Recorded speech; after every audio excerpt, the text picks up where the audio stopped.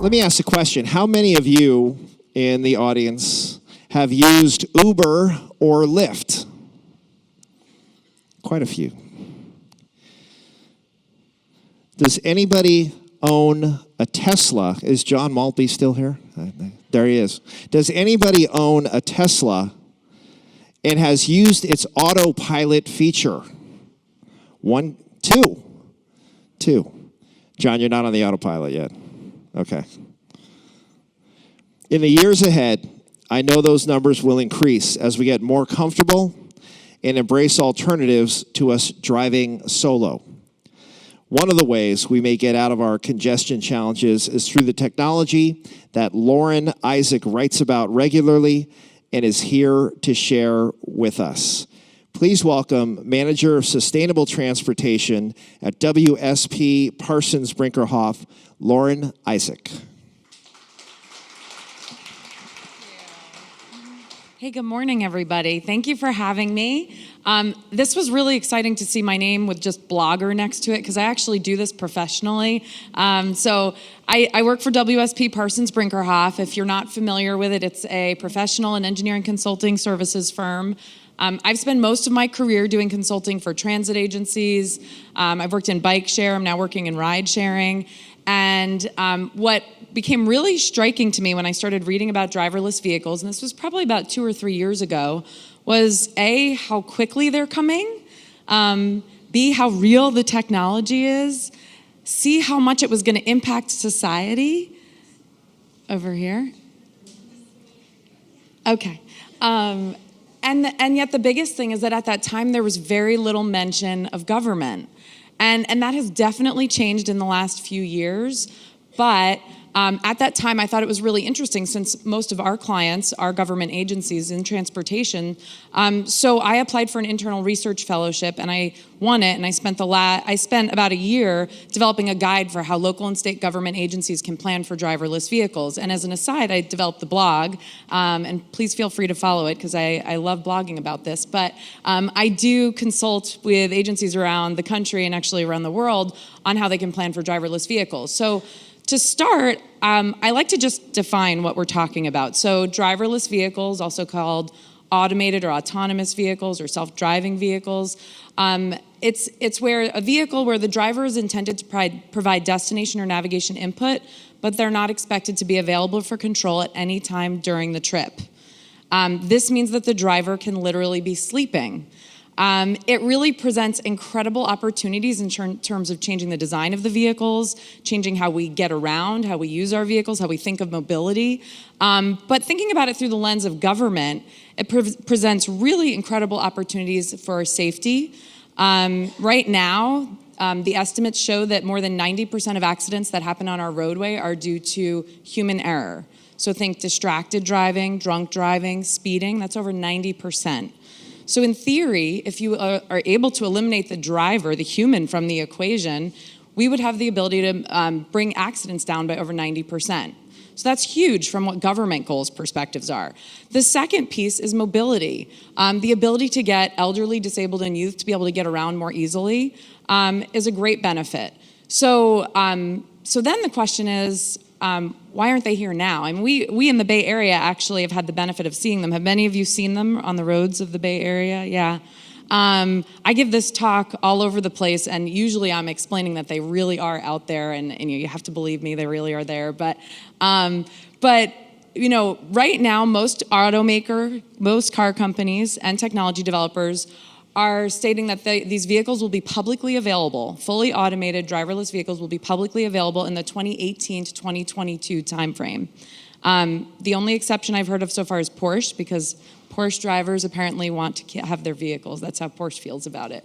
But that being said, it's very interesting to see forecasts of when we'll actually see a proliferation of the vehicles. I've seen some forecasts that say that we're going to have 100% driverless vehicle penetration in our society by 2026. 10 years.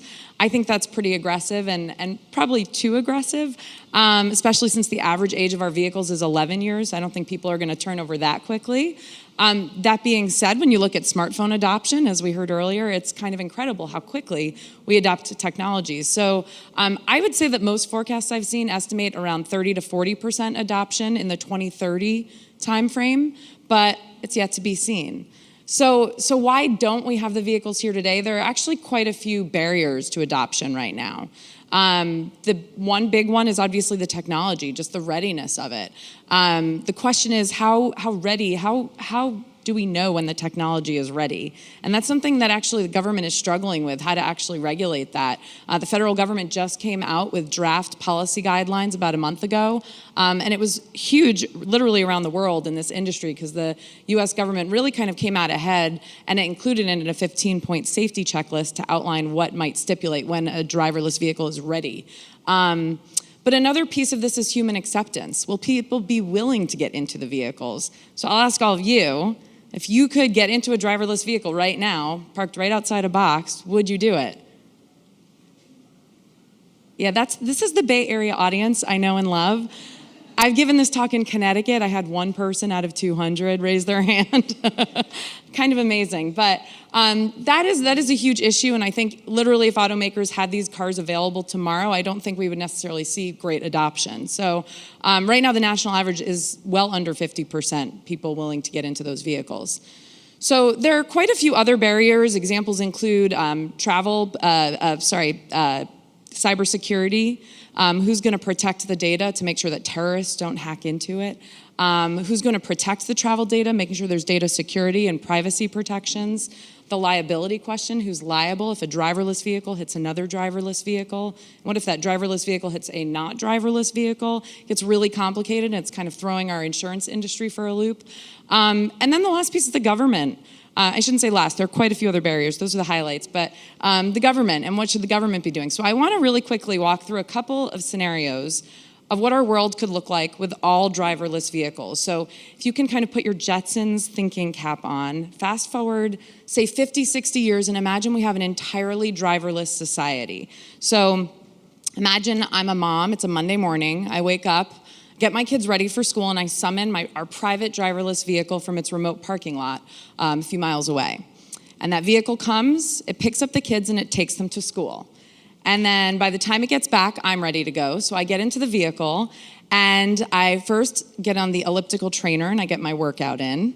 And it's taking me to work while I'm doing this. And then I have some coffee, and I watch the news on my TV. And then I see I should probably get started on my workday, so I start working. And then eventually I do get into the office. So I'm probably sitting in traffic for most of that, but I don't really care. So then I get into the office and I realize I don't have any groceries for dinner that night. So I use my smartphone and I send the vehicle out to go get my groceries. So first I have the vehicle go to the one grocery store to get the cheapest meat. Then I have it go to another grocery store to get the cheapest vegetables. And then another grocery store to get the cheapest toilet paper. And then it knows it has no more errands, so it goes back out to the remote parking lot about 15 miles outside of the city, and it waits for its next assignment. So that's scenario one. I've given this talk quite a few times, and I've had quite a few people say to me, that sounds like a dream come true. It's what I've been waiting for. And it's actually what I call the nightmare scenario. It's actually very frightening if you think about with the way that we have congestion today. Imagine adding in that layer of trips and that many more trips. And now you're adding not just no mention of public transit in that scenario, not just single occupancy vehicle trips, but you have zero occupancy vehicle trips. It's a whole new world. So it's actually really frightening. So now I'm going to play out for you a totally different scenario. So imagine it's a Monday morning. I wake up, get my kids ready for school, and I get them onto their driverless school bus. And that driverless school bus takes them to school. And then when I'm ready to go, I use my smartphone and I summon a driverless shuttle. And that driverless shuttle shows up at my door, picks me up, picks up a couple of my neighbors, and then it takes us to the local train station. And then I get on the train, it's timed perfectly, so I get there and I get right on. I never take out my wallet, the whole thing is paid for seamlessly through my phone, and I get downtown. And then when I get downtown, I hop on a bike share bike and I go that last mile and I get into my office.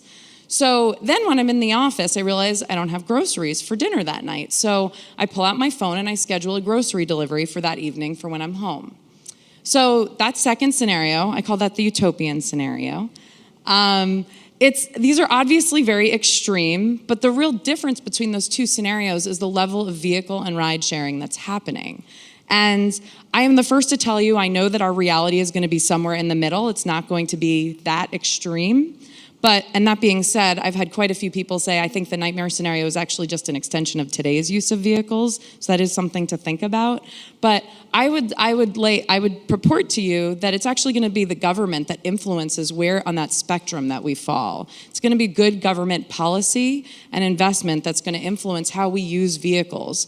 So think about level of ride sharing. I mean, having something like, how do we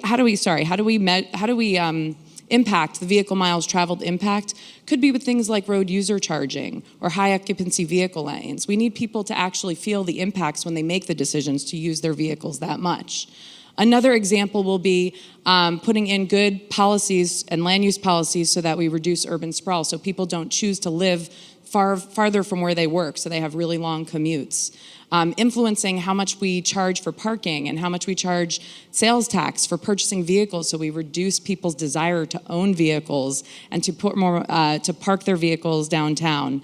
So all of this said, it really shows the very, very important role of local and state governments, which I think is often overlooked in the media, but I think it's very important. So with that, I will turn it over for questions, and please feel free on the app. I know it has Twitter, LinkedIn, the blog, everything you could want to know about me in there. So thank you so much, and please ask any questions.